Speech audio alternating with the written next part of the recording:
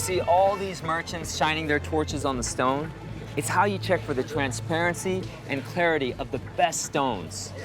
The more transparent it is, the more expensive it is. Let's take a look at this one right here. And so they're shining the light and checking the quality of the stone. And that is why it's so important to come here to the market before the sun goes up. 5,000 to 8,000 people come here every morning to do business. Some Chinese buyers browse the stalls. Hundreds of other Chinese buyers sit around while Myanmar sellers present their stones. 我们在这里已经有半个多月了，从中段、云南、瑞丽到这里来淘翡翠。我们现在买的一个宝贝是皇家丽，你看这个亮不亮？你看。What about this piece here? How much would this cost? 1 lakh Myanmar cash. Oh, 1 lakh. 1 lakh. So about $80 US. 80 US dollar. That's not too bad. Okay. Let's see what else we can find. Oh. What about this guy?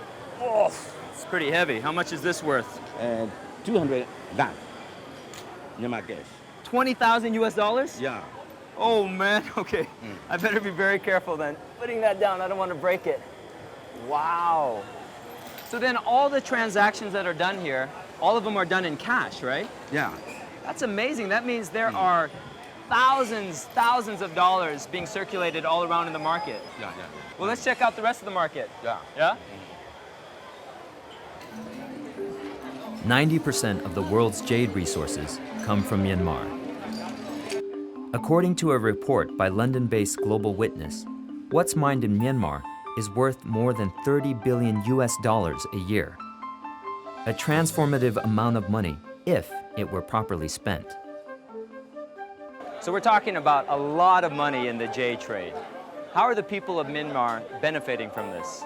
ရောင်းနှောင်းဝင်ကြောက်သိန်းကိုဗမာပြည်ကပဲထွက်တယ်။ဗမာပြည်ကပဲကြောက်သိန်းတရားကထွက်တဲ့အခါကျတော့ဒီဗမာပြည်လုံးမှာရှိတဲ့ဒီကြောက်သမားလေးတွေလောက်ကင်စားတော့လို့အဆင်ပြေတယ်။ဒီကြောက်သိန်းကကြောက်သိန်းလောက်ကင်စားတော့တဲ့ကြောက်သမားအားလုံးပေါ့။ဟာလာကြောက်တူးတဲ့ကြောက်ဖြတ်တဲ့အခြေခံကြောက်သမားကနေစပြီးတော့ကြောက်တူးတဲ့လူအထိကြောက်သိန်းလောက်ကင်စားတော့တဲ့အတွက်ကြောင့်ကြောက်သိန်းပေါ်မှာမှီခိုရတယ်အဆင်ပြေတယ်ပေါ့နော်။ But there is a dark side to the jade trade.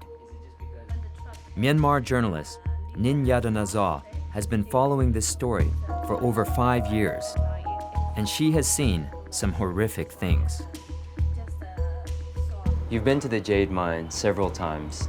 Can you tell me what you saw there? In Pagan, the jade mines, there was no tree or it was really dusty.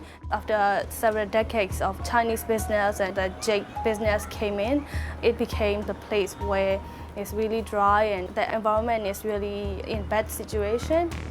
What about the workers there? There are 2 types of workers. One of them, one is the company workers who work full-time, and the other types is the hand pickers. Most of the hand pickers don't have regular contact with their family members who are left in home. So when they die in landslides, the family members, they don't even know that they already died in the landslide.